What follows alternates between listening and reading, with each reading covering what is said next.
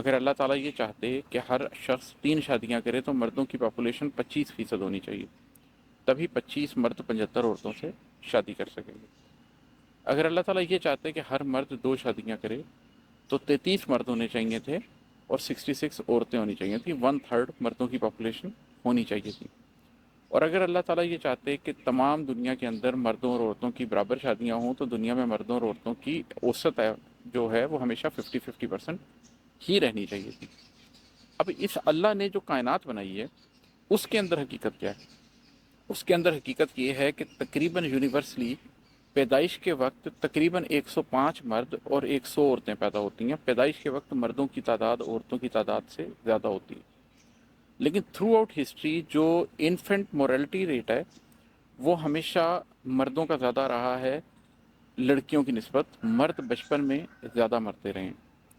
اس کے بعد زندگی کے جتنے بھی عہد ہیں ان تمام عہدوں کے اندر مردوں کے مرنے کی ریشو عورتوں کے مرنے کی ریشو سے زیادہ رہی ہے۔ اس کی بہت سی وجوہات ہیں، جنگوں کے اندر مرد لڑتے رہے ہیں، باہر جتنے بھی مشکل کام کرنے ہوتے تھے، فزیکل کام کرنے ہوتے تھے، وہ کرنے کے لیے عمومی طور پر مرد جاتے تھے۔ کنواں کھودنے کے لیے مرد جاتے تھے، خواتین نہیں جاتی تھیں۔ کاروبار کرنے کے لیے مرد نکلتے تھے، عورتیں نہیں نکلتی تھیں۔ عورتوں کی ایوریج ایج ویسے بھی مردوں سے زیادہ ہے۔ چنانچہ پریکٹیکلی ہوتا یہ ہے کہ تقریباً ہمیشہ، سوائے آج کے کچھ معاشروں میں جہاں پر اب بایولوجیکلی چیزوں کو چینج کرنے کی کوشش شروع کر دی گئی ہے، وہ ایک علیحدہ ٹاپک ہے کہ کس طریقے سے میڈیکل انٹرونشن کے تھرو زیادہ لڑکے پیدا کیے جا رہے ہیں یا لڑکیوں کو مارا جا رہا ہے، وہ ایک علیحدہ موضوع ہے۔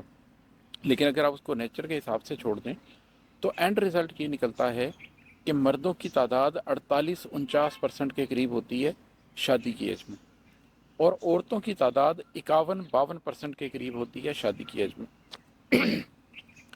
یہ وہ ریشو ہے جس ریشو کو سامنے رکھتے ہوئے اللہ تعالیٰ نے 2 شادیوں کا حکم دیا۔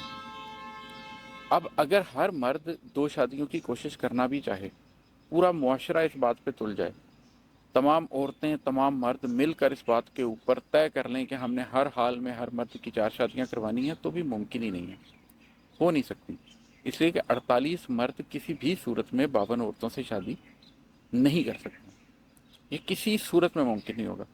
اس کی ایک سادہ مثال لے لیجیے، اگر ایک گاؤں ہو اور اس گاؤں کے اندر چھوٹا سا گاؤں ہو، اس میں صرف 200-250 لوگ ہوں، اس کے اندر شادی کی ایج کے لوگوں کی تعداد پورے 100 ہو، اور ان میں 48 مرد ہوں اور ان میں 52 عورتیں ہوں اور یہی کل معاشرت ہو، تو کیا ہوگا؟